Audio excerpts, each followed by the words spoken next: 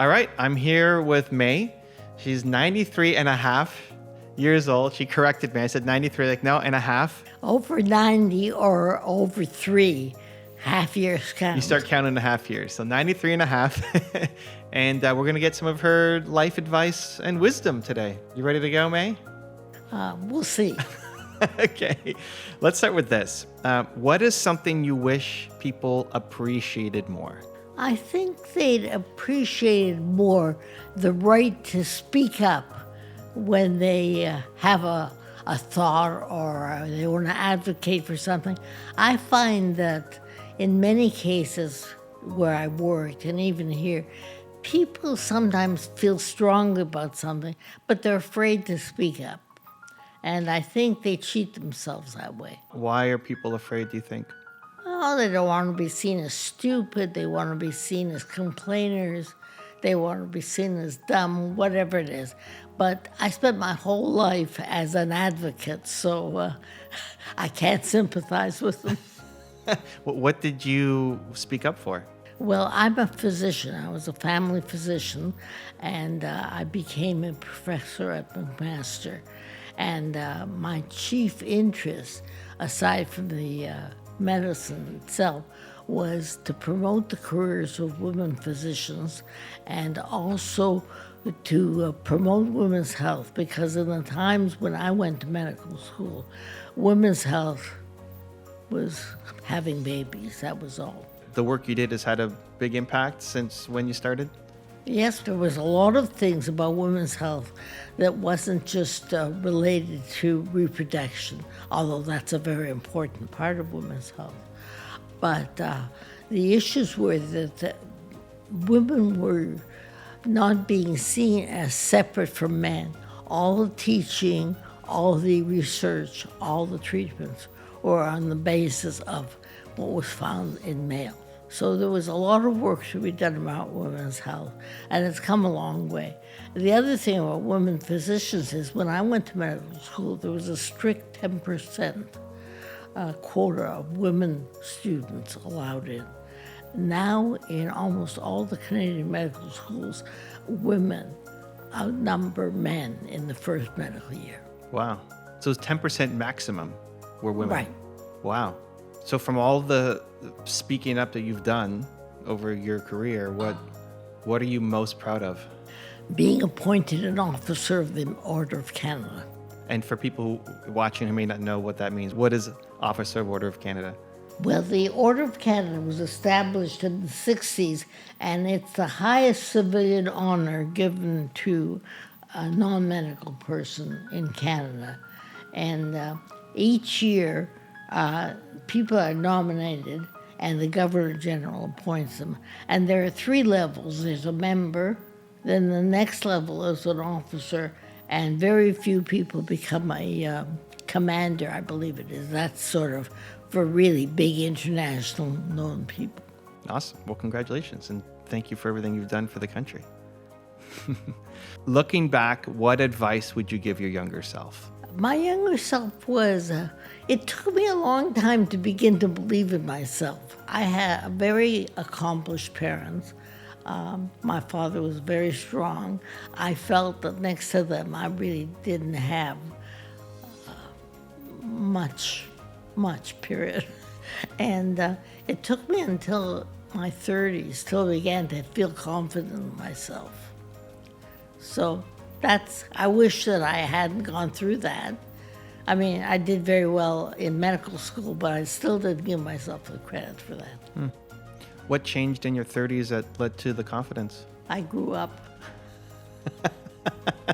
Was there a life event or No, I think what happened is after I graduated, I went into medical practice. I was a general practitioner together with my husband, and we did very well in our practice. So I think it was the fact that people began to believe in us and trust us and so on. And as I say, I grew up. When did you decide that you had to be a voice and you had to stand up besides just being a practitioner? Well, it sort of came upon not as a eureka experience, but first of all, both my parents were fairly active socially. And so I think that in my growing up, I was aware of social activism, of justice, and the impacts of poverty and things like that. That was in my background all the time.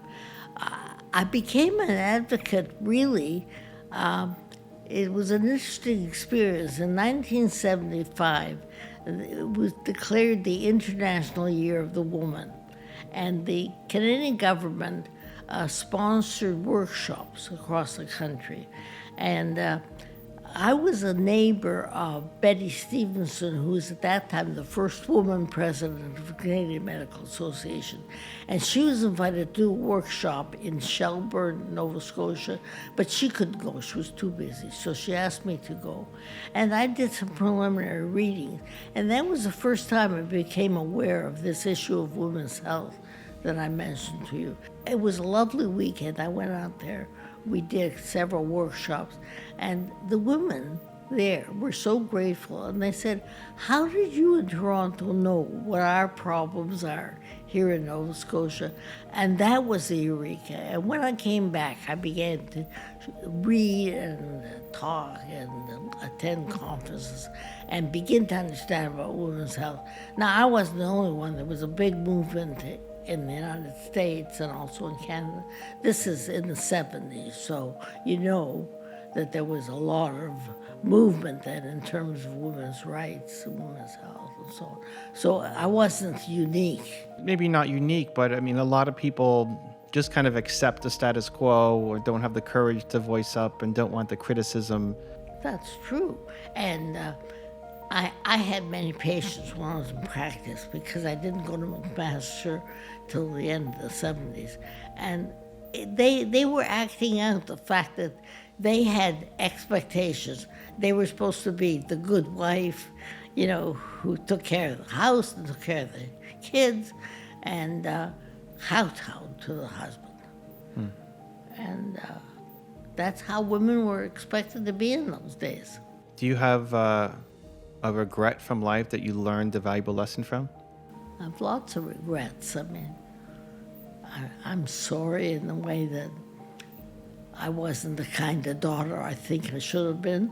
I regret the fact that I had 3 boys, but the middle one was adopted, and he died young.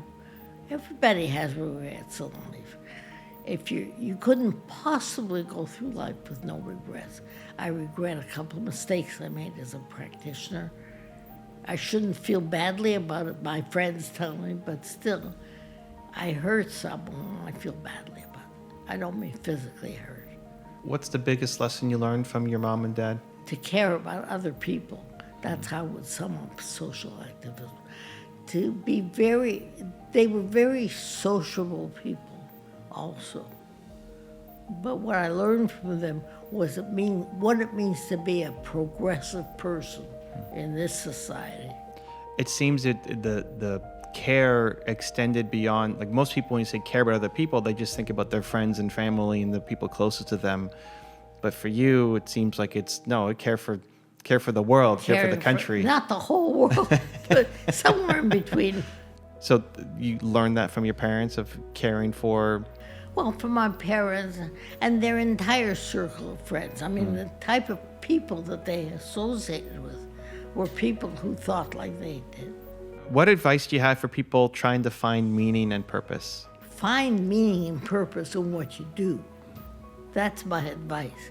Because my life was very, very much enlarged and fulfilled by the fact that I had interests that, well, in a way they didn't consume me, in the way that they were so important to me. My life wasn't just tied up within the family nucleus. And that's what I think is unfortunate. I think I have a broad interest, and I think people should have broad interests, not just in their occupation, but even in culture. I mean, my husband and I traveled. We went to the symphony, we went to the ballet. We had broad interests, and I think that's important. How do people find the thing that they're passionate about, that they can turn into their purpose, that like you found yours and you just went after it. A lot of people struggle to find the thing that they can commit themselves to. Well, different things appeal to different people. I have a friend who does beautiful quilting. I mean, how did she find that? I don't know. She started sometime and she went. Different people will find different interests, but they'll never find it if they don't venture outside of their nucleus. You read stories of celebrities and others, they say, this happened, I went to the movies and I saw this movie and I realized that that's what I want to do. So that's how people find things. But also they may be influenced by their parents or by their best friends. So there's a variety of ways. Is there anything that you're still learning now, interested in now, want to get better at now, curious about? Would you believe that they've set up a French class here? I've always wanted to learn French. Okay. So there are a few people who come. We have somebody who's supposed to come every other week. So I still followed some of the medical literature, even though sometimes when I'm overwhelmed by the amount of vacancies. Just as an aside, one of our professors once said that if you read every medical journal, in 1 year you'd be 55 years behind.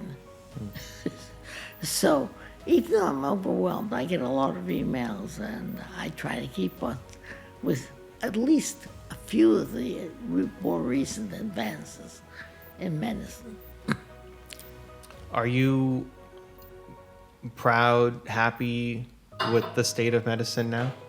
I'm very worried about what's happening in family medicine now. They're under such pressure and there's such a shortage. And the more pressure family doctors are under, the more likely they are not to go into family medicine when they graduate. So I am very concerned about that. I'm also concerned about the whole lack of access. I think that, for instance, we were just talking yesterday at one of our groups that the solutions to the problems of family medicine have been suggested repeatedly, and yet still the governments or don't really implement. They don't put their money where their mouth is. So I am concerned. I think we worked very hard when I was in practice, but I think it was a very much more satisfying life. What is one thing you believe young people today should focus more on? They should focus more on peace and on democracy. I think the world is in a very worrisome place right now. What can people do? I think a lot of people feel hopeless and like, I can't do anything. I don't have a voice. What do you recommend people do? Well, some people have a voice, and more people should have a voice. The politicians will only respond to tremendous amount of pressure. They do make some changes here. In the last few years, as imperfect as they may be, we have a child care. We have the beginning of pharmacare and dental care. So those are not in response to Trudeau's good wishes. They're in response to the pressure from lots and lots of people. If somebody's just at the beginning of their career, they just graduated, university, and they're starting off, what do you think they should focus on? Well, you've got to focus on beginning your career. I mean, there's no question starting career, building up, let's say, a medical practice, or developing any kind of reality in any other profession. That takes full time. Then you have a young family. So in order, or you're married. If you're young, you're going to have a young family. The pressures on the personal are very hard. And I think it's only reasonable to expect them to focus on that, at least initially, but not forever. How do you want to be remembered? I should be remembered as a person who is an activist in my profession, as I described, but on the other hand, as a very loving mother and grandmother, because I'm very lucky. My 2 surviving sons are wonderful to me, and I have 7 grandchildren, and they all get along well with one another, and I love them and they love me, so that's a wonderful thing to be proud of. What are you most proud of from your sons? They're very caring people. They're very caring to me. One of them lives here. He's a cardiologist, but one of them is a lawyer in San Francisco. But they're both very supportive. And as a matter of fact, I've just had a memoir written, and they've been like co-editors. In fact, they think they know. My saying is, if you get old enough, the children become your parents. So they've become my parents. They take care of me. How would you define success? And do you think you've had a successful life? I had a documentary made of me. And at the end of the documentary, they said, would you do anything different? And I said, I'm very satisfied with my life. There were tragedies in my life. There was great successes, lots of things. But overall, I am satisfied with my life. How do you deal with loss? I cry. I cry a lot. I regret when I lost my son. I lost my husband 7 years ago, and I still miss him terribly because we were both in practice together. When we left Toronto and went to teach at McMaster, we were both together. And we shared all our interests. And to this day, when I meet someone or something interesting happens, I want to share it with him. He's not here. Do you have any relationship advice for people who are trying to find that? To tell you the truth, I started going out with my husband when we were both in high school. Okay. And then we were married, we were both 21. And we were married for 65 years. Wow. I just celebrated 12, so I've got a long way to go. 55 years. Not too bad. What's the biggest lesson or gift you got from your husband? My husband was a wonderful partner. He really was. First of all, he was a very talented person on his own. You see, when we graduated from medical school, I was the top one in my class, and he was second. And every one of the 6 years, except one, I stood first and he stood second. But the year we got married, because we got married halfway through medical school, he was first and I was second. He was a wonderful musician.